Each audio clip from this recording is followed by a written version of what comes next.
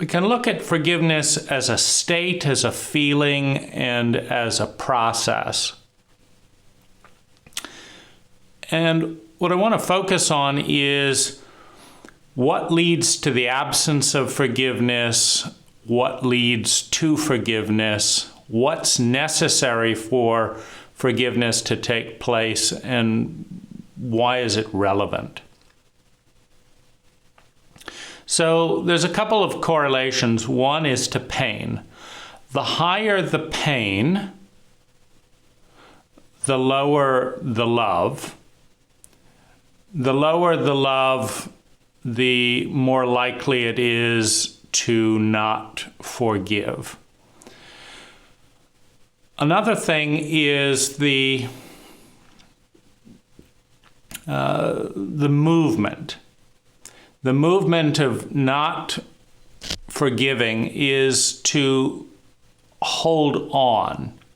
So what's held on to is the pain, is the wound, is the memory, is the fixation, is the attachment to revenge, to another outcome. So that's what's held on to. When forgiveness lets go, what's let go of is the charge, the emotional charge around the event. So it's not that the memory disappears of the event, but the charge, the intense attachment to the feelings, to the thoughts around a particular event dissipate with forgiveness. And so we see the higher the pain, the more likely it is that people will have an attachment, that we will have an attachment around a particular event. Now, these attachments can show up in various ways. This should not have happened. I'm angry at God. I judge God that this happened. I judge the world, the universe, etc., that this happened. My family, I judge the people who, the bus driver, the person that made this event. So let's take an example. A father loses his 5-year-old daughter, the peak of adoration and fun and play in his life. His daughter killed by a hit-and-run driver. So the pain is very high because there's a big loss. There's a loss of a future. There's a loss of enjoyment. There's also a loss of control, meaning if the best thing in your life, your favorite little girl, dies suddenly for no particular reason, it points to the fact that you're not in control. So a sense of safety and control dies, is lost. There's a sense of trauma. My whole identity, the one I was with you, is lost. There's a sense of hopefully grief, but maybe there's the movement in that direction and then the loss of feelings. Because in an emotionally illiterate culture, we're not taught that feelings are healthy and strong. We're taught that to feel deeply is a form of weakness. It's part of the chauvinism of the cult to downplay that which is feminine in men and in women. We're taught not to feel intensely. Maybe there's a movement towards grief, and then in the shame of intense feelings, that grief is partitioned. So then there's a loss of empathy, a loss of connection with ourselves and with others. And maybe the people in our lives, psychologically, chauvinistically illiterate, are not sensitive to our loss in a way that makes interacting with friends and colleagues painful, as they don't know what to do. And because they don't know what to do, what they do hurts.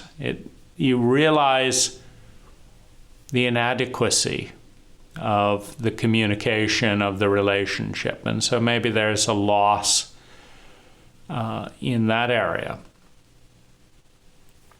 And so there's pain around all of this.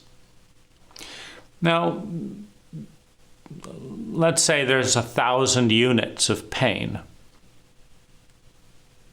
The question is, what happens with that energy? How does that 1,000 units of pain get digested and processed in a way that either makes things better or makes things worse? And how much can I love myself in that pain, to release, to heal that pain? How much can I love myself? And how much do I punish myself? I could have done it better. I should have done this. I'm sorry for that. I'm a bad parent because I couldn't keep my child alive. Those types of thoughts. How much do I make it better? How much do I punish myself? Well, the more I punish myself for a very large amount of pain, the more pain that I will be in, and so the pain goes up. At a certain point in the pain going up, it becomes unmanageable, unbearable. So if I'm creating pain for myself faster than I can digest it, at some point, that self-blame, that self-shame, etc., will reach the unbearable point where I cannot internalize more pain.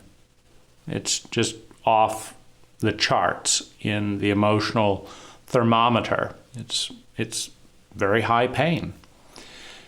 At that point, if there is no release or relief in our environment,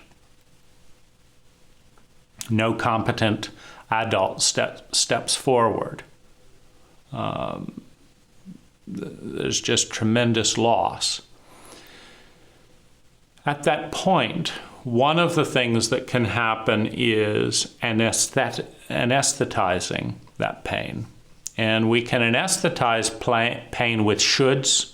This should have happened, that shouldn't have happened. So the anesthetization of shoulds comes in the form of denying reality. The reality I'm in is too painful. The reality that I want to be in is over here. And by saying this shouldn't have happened and this should have happened, there's a certain amount of inducement into an alternate reality that's less painful. That shouldn't have happened, that should have happened. If I fixate on that, it provides a sense of relief for the pain that shouldn't have happened, therefore I don't have to feel it. Now this freezing, because you have digesting pain, where the energy is transformed into some form of nutrients. And then you have freezing and or dissociating from pain, where it's just too big to deal with. So when you digest pain, all pain is a separation from and a desire for something different. So we have a desire in this case for our little girl to play, to dream of her, to think of her, to to watch her, to pick her up, to experience the joy I see when I have that desire to be and connect in this way. But I'm separate from that desire. I desire it, but it's not there. I really, really, really want it, and it's never going to happen. It's impossible. It's beyond the bridge that we can believe is possible. I'm never going to have that again, and I want it more than anything. So you have an extreme chasm that's called pain. I long for this, and it's over here. It's beyond what's possible. I can't get there. I can't do that. It's beyond what's possible. So in that gap, we have a couple of different ways of working with it. One can, for example, I long to be with my daughter, but she's far away. So this longing can be worked with. So I'm not going to get my daughter back. I'm not going to raise a child from the dead. That's okay. But I can honor the innocence of my child by helping to reduce accidents in children, by adopting an abused child that would otherwise lose that innocence, by caring more for the things that my daughter loved. She loved butterflies, and so I can donate money to a butterfly preserve. I can visit a rainforest and enjoy the butterflies and think of her. So there's a way of transforming some of that pain into forms that are believable. I can't raise the dead, but I can pass out leaflets in my neighborhood talking about the importance of driving safely and little children, and how precious, how painful it is to lose a daughter, and how precious it is to be able to spend time with your children. And I can maybe connect with other parents who have young children and help them understand the beauty of their children and spend some time with young children, that I don't have to fully lose that identity of someone who just so adores seeing a young human being become an adult. I could become a mentor. I could become a godparent to a young child. And the love that I may feel pain that I didn't express fully to my daughter, I can also share. Perhaps in the teen years of that mentorship, I can share, these are the things I really regret not saying to my daughter. And your father might regret not saying these things to you, at some point, but this is what he probably feels. And so, there's a chance to transmute and heal that pain, that gap.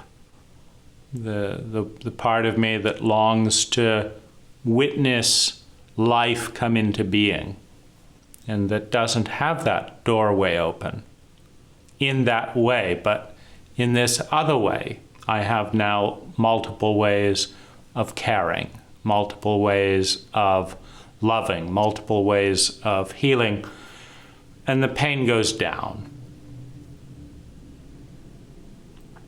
Now, when we do not forgive, what we are saying is that the pain is too big to process and digest.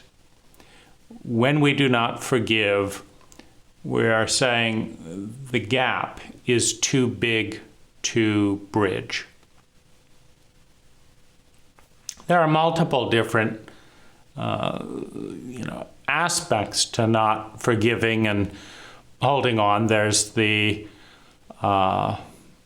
sense of being able to have someone have to owe us, to pay back. There's also the fixation, meaning whether it's revenge or I don't forgive them, I hate them. There's also a protection in that from the grief of loss, because when we forgive and let the offender, the abuser, etc., to go, we are in a certain sense left alone with our grief of loss of innocence, etc. We are alone with that wound. Whereas this person is going to pay, they're going to see this pain and they're going to respond. So there's different reasons not to forgive, to hold on to the attachment to an alternate reality where this pain will be fixed because it shouldn't have happened, and this should happen in this way over here. There's the protection of a strong identity, the identity of the one seeking revenge or the one, the critic. These are strong identities. And if the identity of going through grief is very fragile because nobody's ever really modeled going through grief in our world, then this strong identity of I'm never going to give up until I hunt down find and seek justice, that is a very familiar identity. And so it can both distract from the pain, anesthetize the pain, and also provide stability in a very volatile state of helplessness and uncertainty. Forgiveness is ultimately about letting go, about beginning the process of transforming all of that energy into a new direction. And forgiving the self and forgiving the other is intimately connected, meaning that if we can forgive ourselves and integrate and return to ourselves, the pain level tends towards coming down. So when we forgive ourselves, when we accept who we are in this situation, when we love who we are in this situation, when we understand, empathize, and attune with who we are in this situation, and we take steps to improve the survival, security, love and belonging, self-esteem, development of gifts, bringing those gifts into the world, becoming part of something bigger than ourselves. When we take steps in that direction, our pain goes down in our own lives, and the pain in the situation goes down when we love others as an adult. when we love enough to care enough to take time enough to see enough to understand enough to empathize enough to attune enough to succeed at facilitating the human needs in ourselves, in another, the pain goes down. And when we forgive ourselves and love ourselves, and the pain goes down, at some point in that process, we're able to then forgive and love others, to love enough to care enough to take enough time to see enough to understand the wound in other people, to understand the pain in other people, to understand the pain in the larger culture. And at a certain point, when the pain goes down, people can forgive themselves, can forgive others. Healing can take place. Growth can take place. And the identity is defined less by the control and management of pain and more by the moving towards love and healing.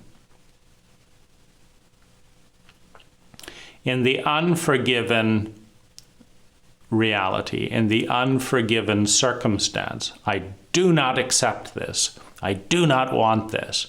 I hate this. I will never let go of this. This is not okay. It's never going to get better. I'm never going to love again. I'm in all of this. There requires a tremendous amount of energy, and it's in opposition to feeling, to understanding, to loving. And it's very important to go through those stages in pain management, in trauma management, in energy management. That I have the control to temporarily stop and block and avoid and hide these things and deny them and banish them, and judge them, and, this shouldn't have happened. But there's now a lot of energy that's around the event. And the blame, the punishment, etc., requires memory. It requires energy to keep remembering what happened, to put it back together. This is what happened, and this is why it shouldn't have happened. And so there's a lot of identity. Identity is the habit of thinking, feeling, speaking, doing, and being. And when something is not accepted, when something is not let go of, there's this sense of attachment to that identity. And forgiveness is about letting that charge, that identity shift. Now, there's a couple of things that can happen, which is that if reality is too painful for one person to forgive themselves or another, the gap is just too big to face, to feel, to know how to respond to. One movement is for reality to move closer towards the individual. The perpetrator who did a hit and run on this 5-year-old daughter, if arrested and going to court, etc., could go from the posture of hit and run, communicating the message that I don't even care enough to stop, to saying I was just so overwhelmed with grief. I was so overwhelmed with horror at what I had done. I could not face my own feelings of self-loathing, and I couldn't be attacked by another human being. because I knew you would hate me, and I already hated myself, and it was just too much. And so the reality shifts from, oh, the person, it's not that the person didn't care, you know, that the most valuable thing in my life is lost, that the person was already in so much self-loathing they couldn't manage to deal with anything else. And so that shift in perception is less painful than the idea that my daughter didn't matter to the person that killed them. And so the pain goes down. I can forgive that. I can't forgive this. I can forgive that. Because there is a breaking point. There is a point at which some things become unforgivable. Not in the absolute abstract, as if there is anything that is absolutely unforgivable by its nature, but rather forgiveness is a process of digesting, of understanding, of letting go of a certain body of pain. And there are certain types of pain that in our state we cannot comprehend. We cannot understand why someone would do that. There's not enough understanding to empathize, and so we cannot associate and forgive. So there is something that is unforgivable for us. It's too big, it's too foreign, it's unforgivable in our world. And so there, you know, certain things, the reality has to come towards us, and then we could manage to digest it. It's like a weight, but if it weighs 20,000 pounds, you can't push it off of you. If it weighs 300 pounds, with a little bit of encouragement and knowing how to do it, you can get it off of you in most cases. It's not too heavy to process, to digest. The reason not to forgive is to learn, is to do some form of pain management, is to perhaps slow the process down, to perhaps try and give significance to an event, and to hold on to some sense of solid identity. The reason to forgive is to free up the energy circuitry of the heart, mind, and body, to become lighter by doing so, to experience more self-love, to experience more healing, to be able to make a more positive difference. Because if we cannot forgive ourselves and cannot forgive the perpetrator, we ultimately become enraged, fixated, and we cannot really be present in our reality. We're present around the trauma, around the event that we cannot forgive. And the reason to forgive is to be able to be present, to not withhold the love of our presence, the value of our presence for everyone in our lives. This is the liberation, the freedom of forgiveness. And it is worth noting that when we do not forgive, we do hold someone as unacceptable and unlovable, etc. And that does have impact on us and on them. But it's a certain kind of prison, a prison of judgment, a prison of belief. And in every prison, in every prison cell, there is a guide or a guard and a warden, whose job it is to keep the prisoner in prison, There is a guard and a warden. And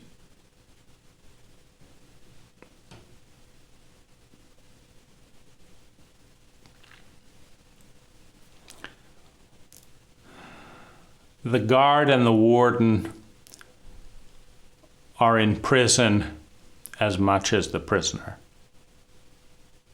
The guard and the warden have to stand and stay every day and make sure that the prisoner doesn't get out, which is a job.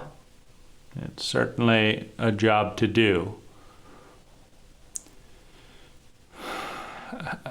However, it's also a prison. And so ultimately, forgiveness is about freedom and increasing the quality of well-being in the long term. And what judgment and condemnation and stuff is about reasserting a sense of control, of power, and of pain management through anesthetics, freezing the feeling with shoulds and shouldn'ts and judgments, so that